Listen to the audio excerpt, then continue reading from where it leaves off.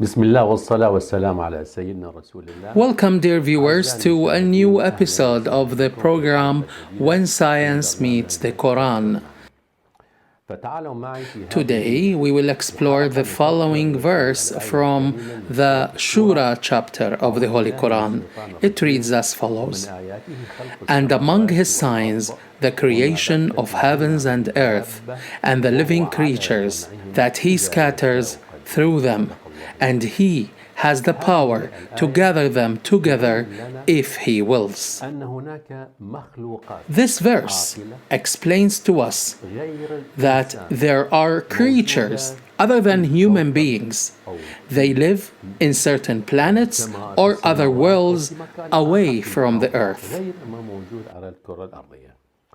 ثم لو In this verse, God says, if he wills. إذا يشاء.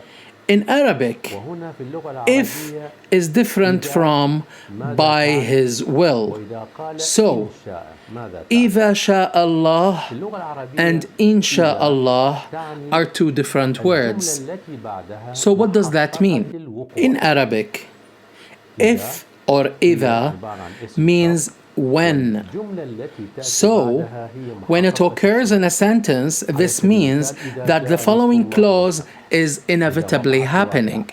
On the other hand, if we look at the Arabic word in as a conditional pronoun, a particle which introduces the verb in the jussive case, for example, insha'Allah, by God's willing, or if God wills, this indicates that God's will may happen or it may not happen. رب العزة فيها So God the Almighty in this verse used إذا or if, which means that his desire to join us human beings who live on earth with aliens or other creatures that live in other planets is inevitably happening. كون أو في كوكب آخر.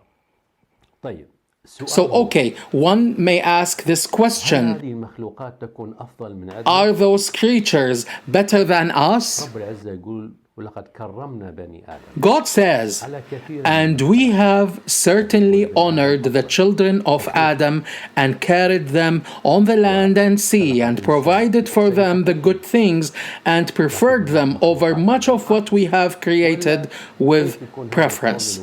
So we are better. لا يحمل فقط بني And how can this vast universe contain only the children of Adam? This, of course, doesn't make any sense. Okay, let's go back to the Holy Quran. In this book, we find more than 1,500 scientific verses, 80% of which have been proven scientifically.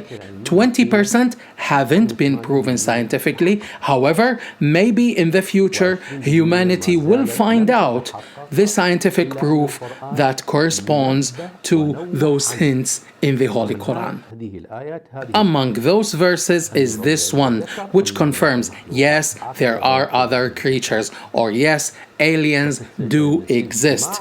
And he confirms that we and them will meet one day.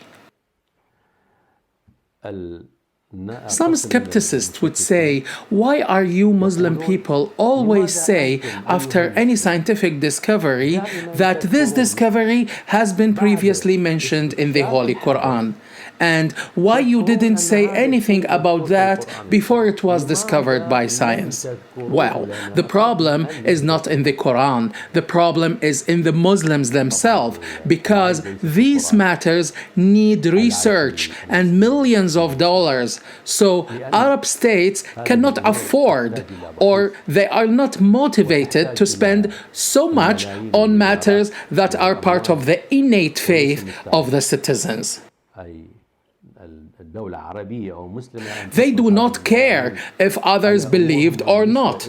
Unfortunately, this is the reality of the Arab nations these days, the entire Muslim nation actually. هذا واقع حال هذا الواقع الأمة العربية. However, God also said, and you will surely know the truth of its information after a time. This means that the Quran is not going to reveal the details of a certain event, but it is after the discovery of the events or the matter you will find details of it in the Holy Quran, either as a clear explanation or as a hint, as I have mentioned to you in the previous verse. So this is what I wanted to say to you about this verse, which is still considered in the occult.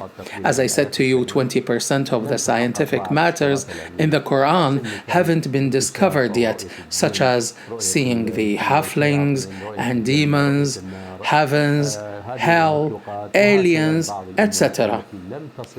Our technology is still incapable of reaching these discoveries. Anyway, thank you very much for listening. Hope to see you again. Goodbye. إن شاء الله والسلام عليكم ورحمة الله وبركاته.